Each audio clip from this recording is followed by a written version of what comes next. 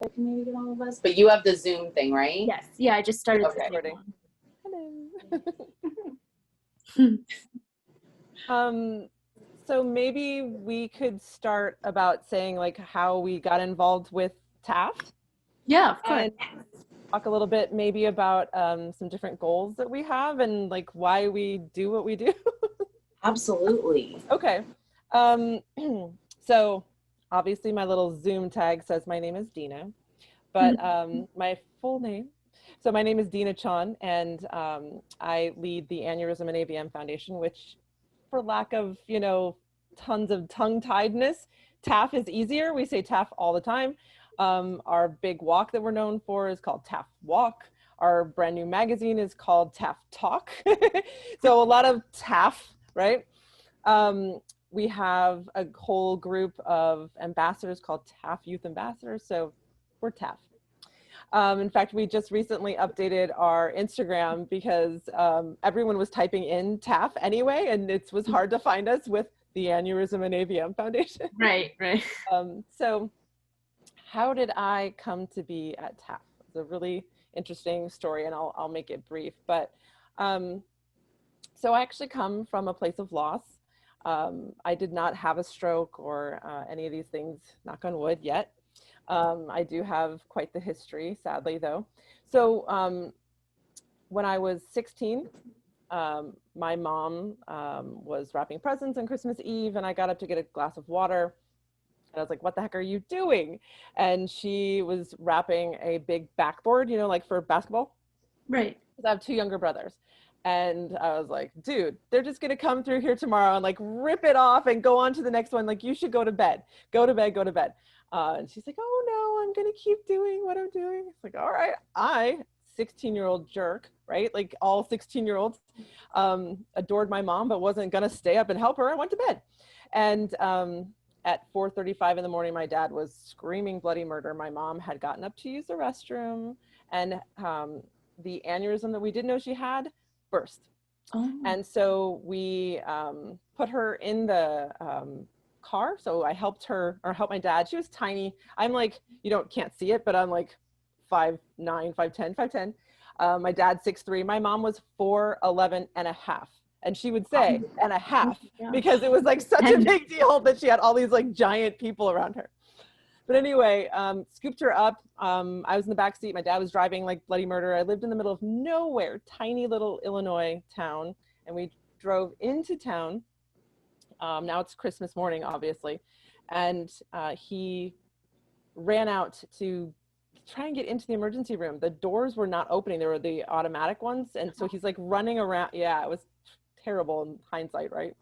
But anyway, the most amazing thing happened. So my mom had been unconscious this entire time, and I had been supporting her head so it wouldn't hit the back of the window in the car. Right. And the whole time crying, of course, and praying and all the things you do when you're in an emergency situation, especially as a child.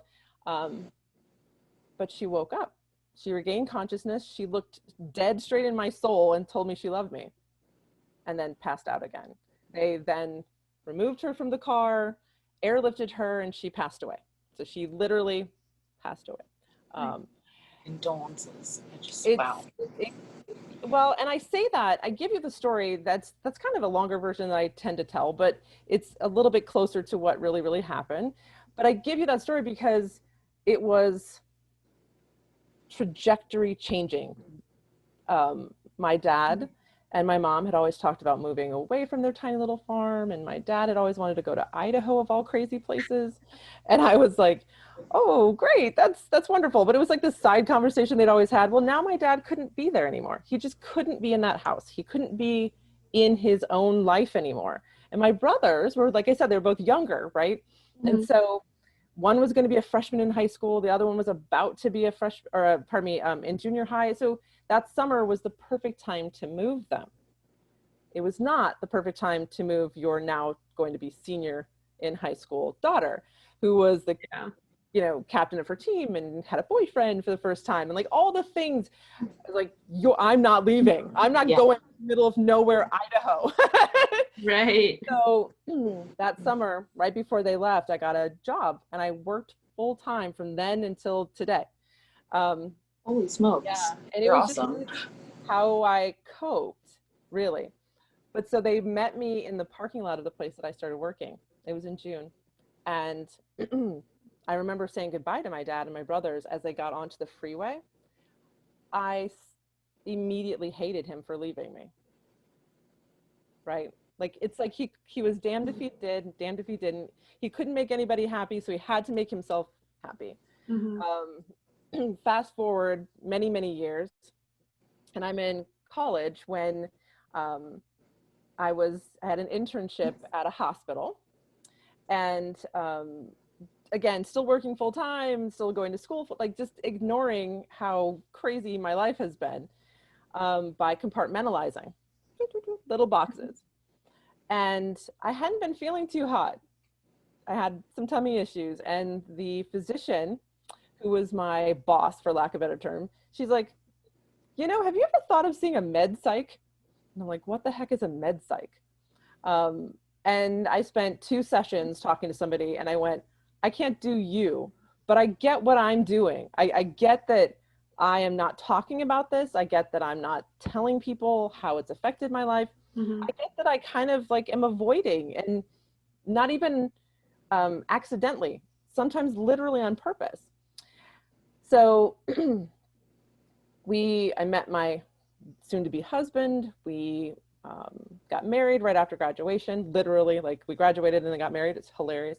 And moved to LA, by the way, Tawnie. I spent like so much time in LA. I miss it so much. And my first job was in education, but specifically in serving students. That's probably the most important part. So I was actually, the title was Student Services Manager, whatever the heck that means. And I continued to find ways to serve. And I realized, if I started looking back at it, this idea of serving and serving others and making myself feel whole by being of service was everywhere. It was everywhere. It was all the volunteering I had been doing. It was like that internship, for crying out loud. It was how I was making myself whole again. And so I went on to be a director of education, and that felt really good because I was still helping students, but it was a little too pinstriped and healed for me. Like, I didn't love it. And then Tawnie, you live very, very close to where my life was literally changed. And I won't tell you that long story because it would literally take us forever. But I lived in Torrance at the time. Okay. And right up the street at the Botanic Gardens, like right over the hump, right, is the Rolling Hills United Methodist Church. It's like right there. It's huge, giant Methodist church. And I used to go by it like tons and tons and tons of times and think, I don't want to hang out with those rich people. But I really like was looking for a church home because I'd grown up in one. And very, very long story, I ended up working there. And it changed my life. I stopped going to church. At one point, one of the pastors pulled me aside and he's like, hey, I haven't seen you in church in a long time. I was like, that's because I'm here every single day. And I feel like I'm being of service. Like, God and I are good. Like, I don't need to like, I don't need to hang out with you on Sunday. He and I are cool. I'm going to go to Disneyland. And which is true. I literally would go to Disneyland every single Sunday. And then go sometimes from the park to the pew. So when we moved up to Northern California, it was this real shock because I had somehow found this very perfect, idyllic way to be of service, make my heart feel better, raise my children, like pew, pew, pew. And I hadn't been looking for a job since I was 16, right? Like, I was like, what is happening? Yeah. And I saw this, so when you're looking for a job back then, you could get these like auto emailed things to you. And I read this email and I was like, this is my sneaky husband. He wrote this, he's being goofy. And so I forwarded it to him that morning and he's like, babe, I didn't write this. This is not a joke. I'm like, this place exists? That's awesome. You thought it was a joke. I was like, but they're going to be crazy when they meet me. I was like, I have to keep my cuckoo in check. Hold on. I was like, whew. So I took a deep breath, and then instead of writing some very, again, like pinstripe, high-heeled wearing response to their request, it was, when I was 16, my mom died, blah, blah, blah, blah, blah. It was like the whole bit of my life. And how if we were of service to our community, the people like me, like my brothers, like you guys, like Nancy, like so many people that we serve every single day, I said, if we serve them, they are going to return that love in all the ways that help a foundation grow. And so, yeah, I got hired a week later. Oh, that's great. And it was, it's taken me so I've been employed at TAAF. I've been running TAAF for like 6.5 years, and it has taken at least 5 of those to really understand who the community really is, how they best need to be served, how it changes. And I can talk more about that later. But the main mission of TAAF is to be of service. It's to, serve those communities, both aneurysm and AVM related, their families, and obviously we are really huge on supporting that entity with really amazing novel research. So we understand that if we get researchers at a young age, like right in that thick of things, then we can keep them on board for a really long time so that they also don't feel alone. And so what's crazy about that is that being a neurosurgeon takes so long. I don't even know why they do it sometimes. I mean, quite honestly, in the grand scheme of things, you could still make that kind of bank doing tons and tons of things. This one takes so long and so much energy that by the time they're inside of our brains, they might have forgotten who we are and why they started and what being of service really does in changing their lives, right?